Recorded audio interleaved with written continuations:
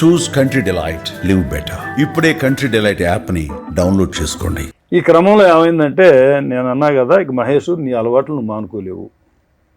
ఎలా కలిసారు? నేనైతే ముందు గట్టిగా హార్ష్గానే అన్నా, ఏంటి మహేష్ ఈ పనులు ఏంటి, ఇంత నమ్మకం చేసుకొని నువ్వు అసలు అమ్మాయి ఎంత భవిష్యత్తు పోయింది అసలు. అమ్మాయి ఇంజనీర్ టాపరు, ఎంబీఏ టాపరు, లా టాపరు.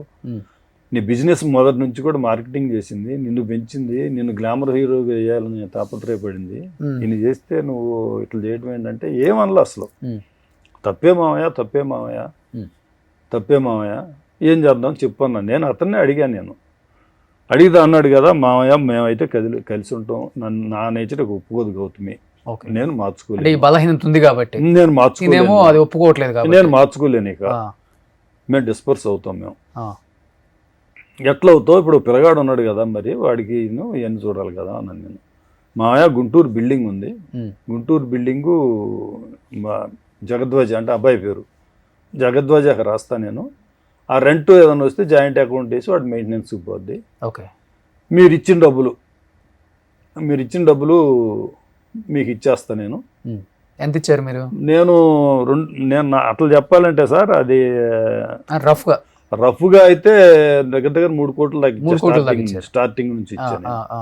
స్టార్టింగ్ నుంచి 3.5 ఎకరాల పొలం పెళ్ళి అయ్యేటప్పటికి అమ్మాయి పేరు మీద ఉంది. మా బావగారు 2020లో ఎందుకంటే పొలం ఏం చేస్తుందండి అంటే, సరే అమ్ముకోండి మీరే అన్న. 3.5 ఎకరాలు అమ్ముకున్నారు, 1 కోటి రూపాయలు చిల్లర వచ్చింది. ఈ వ్యాపారాల నిమిత్తమే అమ్మాయి అడగడం, నేను ఇవ్వడం జరిగింది సార్. ఓకే, ఆ వ్యాపారంలో జూబ్లీ హిల్స్ ఏదో బ్రాంచ్ పెట్టారు, అదేదో లాస్ అన్నారు, అదే ఈ మధ్య అమ్మాయి చీటింగ్ కేసు పెట్టింది. 2022లో ఒక 50 లక్షలు ఇచ్చా. అతను అన్నాడు కదా, ఆ 50 లక్షలు ఇస్తామాయా అన్నాడు. నేను పెళ్ళప్పుడు ఎంత లిబరల్గా ఉన్నానో, వాళ్ళు డిస్పర్స్ అయ్యేటప్పుడు కూడా అదే లిబరల్గా ఉందామని కోరుకున్నాను నేను. ఓకే, సరే ఓకే, 50 లక్షలు డైవర్సు, ఆ పిల్లగాడికి బిల్డింగు, ఓకే. ఇక బ్రాండ్ డిస్టర్బ్ చేయను నేను. డైవర్స్ అంటే ఇంతవరకు ఏ కోర్టులో అప్లై చేసింది? డైవర్స్ కి కావాలని చెప్పాను, ఇంతవరకు చెప్పాడు.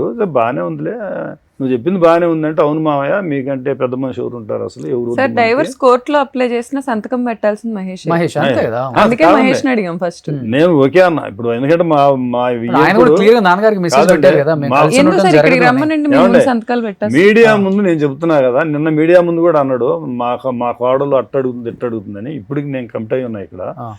10 పంచాయతీలు అక్కర్లేదు. ఆయన 10 మందితో నాకు ఫోన్లు చేయించాడు, 1-2 సార్లు చిట్టింగ్ పెట్టించాడు, ఎక్కడ స్టిక్ ఆన్ అవట్లే ఆయన. అవన్నీ కూడా ఉద్దేశం లేదు, అందుకే నేను చెప్తానండి, సబ్జెక్ట్ డైవర్ట్ అయింది. ఇట్లా 2 నెలలు గడిచాక మహేష్, ఏంటి మాకు డ్యూటీ ఈ వయసులో, ఆమెమో బడికి సెలవు పెట్టాల, నాకా 70 ఏళ్ళు వస్తున్నాయి, ఈయనకు తీసుకురావటం, నీకు చూపించడం ఈ కాదు. ఒక డెడ్ లైన్ పెట్టుకో, ఒక టైం పెట్టుకో, కటీఫ్ డేట్ పెట్టు, అప్పుడు డైవర్స్కి అప్లై చేసిన తర్వాత జ్యుడిషియల్గా నువ్వు చూసుకుందు కానీ చెప్పాను నేను. లేదు మావయ్య మా నాన్న ఒప్పుకోవట్లేదు అన్నాడు అప్పుడు. ఓకే, అదేంటి మహేష్ మీ నాన్న ఒప్పుకోవట్లేదు అంటే, మా నాన్నతో మీరు మాట్లాడతారా అన్నాడు. నేను మాట్లాడతా, నేను చెప్పింది చాలా ధర్మంగా ఉంది అన్నావు కదా నువ్వు, దానికి ఒప్పుకుంటే నేను మాట్లాడతా. ఎందుకంటే మీ నాన్న మా అమ్మాయిని అన్నాడు, షావుకారు బిడ్డ అన్నాడు, ఆడవాళ్ళతో తిరిగి అన్నాడు. ఇవన్నీ అన్న తర్వాత ఇంకోటి సార్, హనుమాన్ జంక్షన్లో ఈ సినిమా ప్రమోషన్స్ పెట్టారు, మా పక్కనే అది, మమ్మల్ని పిలవలా అసలు. ఆ సినిమా ప్రమోషన్స్ మా కుటుంబాన్ని అవాయిడ్ చేశారు అసలు వాళ్ళు. ఇన్ని అవమానాలు జరిగాక మహేష్, మీ నాన్నతో నేను కూర్చున్నాం అనుకో, పంచాయతీ కాదు కదా అది, తగాదా అవుద్ది అది, నేను చెప్పింది ధర్మంగా ఉందన్నావు, నువ్వే మాట్లాడి ఒప్పించుకో, లాయర్ దగ్గర కలుద్దామని చెప్పాను నేను. కానీ ఆ అబ్బాయికి ఉన్న ఆలోచనని వాళ్ళ నాన్న పోసే మరి డైవర్ట్ చేసాడో ఏంటో నాకు అర్థం కావట్లేదు. కానీ ఈ చిన్నగా ఏంటంటే, ఈ ఫ్రాంచైజీలో వాళ్ళని డబ్బులు ఇద్దని వీళ్ళని డబ్బులు ఇద్దని, ఈ 4 హోటల్స్ ఉన్నాయి అతనికి, వాటి నుంచి డబ్బులు ఆపటం, ఈ డిస్టర్బెన్స్ మొదలైంది అమ్మాయికి అతనికి. ఓకే, ఇక మా చేతుల్లో లేకుండా పోయింది. ఇక మహేష్ మా చేతుల్లో లేడు, ఈ ఇష్యూ కూడా మా చేతుల్లో లేకుండా పోయింది.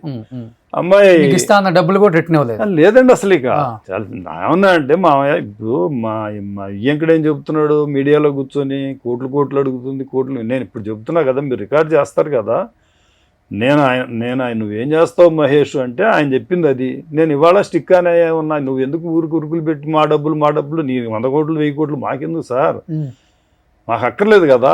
మేము ఇప్పుడు నా 3.5 ఎకరాల పొలం అమ్ముకున్నారు, నేను డబ్బులు అవి కూడా అడగట్లేదుగా నేను. ఆ అబ్బాయి ఇస్తాను 50 ఇమ్మన్నా నేను. హ్యాపీగా విడిపోండి అని చెప్పాను నేను. ఓకే. దానికి కూడా వాళ్ళ నాన్న ఒప్పుకోలేదని దాన్ని ఏం చేశారంటే ఇక అమ్మాయి కోర్టులో వేసిందండి. ఎంతకాలం పరిస్థితి అమ్మాయి మాత్రం ఇక కోర్టులో వేసింది. కోర్టులో వేసాక మొన్న తర్వాత ఏమైందంటే చీటింగ్ కేసు ఒకటి పెట్టింది, జూబ్లీ హిల్స్ అమ్మాయి పేరు మీద చేసినది. ఇప్పుడు ఆయన ఏమంటాడు, పోలీస్ స్టేషన్లో కేసు పెడితే మేనేజ్ చేశారంటాడు. అంటే ఇప్పుడు ఒక అమ్మాయి అన్యాయం జరిగితే ఎక్కడ పోతే చెప్పండి. పోలీసు వాళ్ళకి పిలిస్తే పోలీసు వాళ్ళకి మేము జీతం ఇస్తామండి, మా మాట వింటారు హైదరాబాద్లో. పోలీసు వాళ్ళు స్టేషన్కి పోయినా మేమే పెట్టామంటాడు, లేకపోతే మీడియా దగ్గరకు వచ్చినా ఏదో డబ్బులు ఇచ్చేసామంటాడు. ఎక్కడికి స్టిక్ ఆన్ అవ్వట్లేదు సార్. ఎంతమందితో ఫోన్ చేయించాడని పంచాయతీకి, మొండితోక అరుణ్ కుమార్ గారు, నరేంద్ర గారు అని వాళ్ళ ఇంట్లో పంచాయతీ జరిగిందండి. ఎమ్మెల్సీ ఆయన మాకు ఆయనకి ఇద్దరికి బాగానే ఉంటాడు కాబట్టి నరేంద్ర అని కృష్ణరాజు గారి పెంచుకున్న అమ్మాయి భర్త, ఆయన ఇంట్లో పంచాయతీ జరిగింది. పంచాయతీ జరిగితే ఇదే ఫస్ట్ మహేష్ చెప్పిందే నేను చెప్పాను. నేను చెప్తే వాళ్ళ నాన్న అట్లా ఒప్పుకోవట్లేదు, అమ్మాయి పేరు బ్రాండ్ ఉంది చూడండి, ఆ బ్రాండ్ కూడా అంట వాళ్ళకి పెట్టేయాలంట. ఓకే. బ్రాండ్ అదే అసలు ఎట్లా న్యాయం అండి అసలు అది ఎట్లా అసలు అది పంచాయతీ ఎట్లా వద్దంటాను నేను.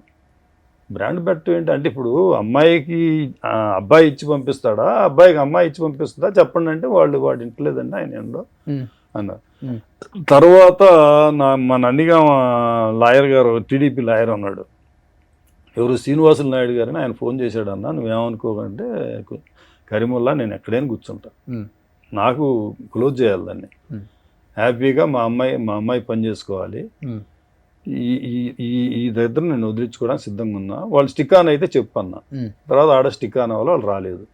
తర్వాత మా ఫ్రెండ్ గోప్ కిరణ్ కుమార్ అని ఉన్నాడు, ఆయన ఫోన్ చేశాడు, అన్న శ్రీరామ్ తాతయ్య గారు జగ్గేపేట ఎమ్మెల్యే గారు ఉన్నాడు కదా, ఆయన తమ్ముడు చిన్నబాబు అడగమన్నాడన్న, కాకాని వెంకటేశ్వరరావు వచ్చాడంట ఆయన దగ్గరికి. అంటే కిరణ్ నేనైతే రెడీయే, కానీ ఆయన అసలు ఆయన కూర్చుంటాడో లేదో కనుక్కోండి, నేనైతే ఆయన ఎందుకంటే ఇప్పుడు ఇది 4 ఇప్పుడు ఈయన వెళ్ళి కలిసి ఈ పెద్ద మనుషులు చెప్పలేకపోతున్నారు, ఆ అమ్మాయికి ఏదో ఒకటి ఇచ్చేసి క్లోజ్ చేసుకోండి అని చెప్పలేకపోతున్నారు. ఆ అమ్మాయికి ఏదో ఒకటి ఇచ్చేసి కాదు సార్, ఆ అమ్మాయి దగ్గర ఉంది లాక్కోకండి అని చెప్పలేకపోతున్నారు. అది ఓకే, అది ఇంకా లాక్కోవడానికి ఏముంది, ఇంకా ఇది తప్పితే ఏం లేదు కదా. కాదు ఇప్పుడు ఆయన ఒక మాట అన్నారు, ఫుడ్ బిజినెస్ లలో ఏమొచ్చి వస్తుంది, కోట్లు ఎక్కడి నుంచి వస్తాయి, కొత్త మాట వచ్చింది. ఒకప్పుడు పారడైజ్ పెద్ద ఫేమస్, అది ఫేమస్, వాళ్ళకే దిక్కులేదు, ఇప్పుడు ఇదేముంది అన్నారు. చల్లుతున్నాడు ఆయన. మీడియాను కూడా దిశ ఏమైంది, వైఎస్ఆర్ చచ్చిపోతే ఏమైంది, ఎన్టీఆర్ చచ్చిపోతే ఏమైంది, ఒకరోజేగా మీడియా వాళ్ళు ఏమైంది అని అన్నాడు. మీ మీడియాలోనే అన్నాడు. మీ మీడియా ఈ ప్రపంచంలో ఎన్ని కుంభకోణాలు బయటికి తీసింది, ఎన్ని జీవితాలు కాపాడింది. ఇవాళ ఎక్కడైనా అన్యాయం జరిగితే సామాన్య మానవుడు ఏమంటున్నాడు, మీడియా అంటున్నాడు. అసలు సత్వర న్యాయం జరిగేది మీడియా దగ్గర. అటువంటి మీడియాలో కూర్చొని కూడా ఆయన మీడియాది ఏముంది అంటున్నాడు. మీ ముందు మేము చెప్తున్నాం సార్, ఇది మీకే కాదు సమాజానికి చెప్తున్నాం మేము, వాళ్ళ ఆస్తులు మేము అన్యాయంగా మేము అడగట్లేదు, మేము క్లోజ్ చేయాలని మేము, ఎందుకంటే దీన్ని క్లోజ్ చేసుకోవాలని అడుగుతున్నారు. అది కూడా చెప్పు. వాళ్ళు ఏం చేస్తున్నారంటే ఉన్న బ్రాండ్ కూడా లాక్కోవాలని చూస్తున్నారు వాళ్ళు. సుమన్ టీవీలో మీ పర్సనల్ అండ్ బిజినెస్ ప్రమోషన్స్ కోసం కింది నెంబర్కి కాంటాక్ట్ చేయండి.